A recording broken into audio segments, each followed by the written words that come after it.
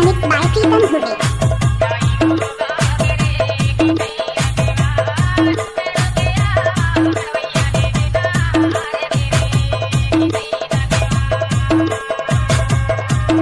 राजा राजा चाले पानी चाले पानी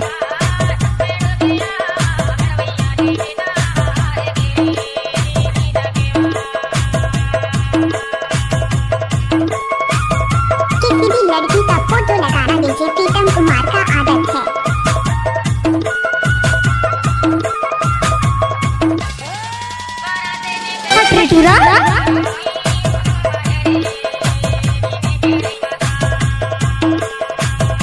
राजा राजा चाले पानी चाले पानी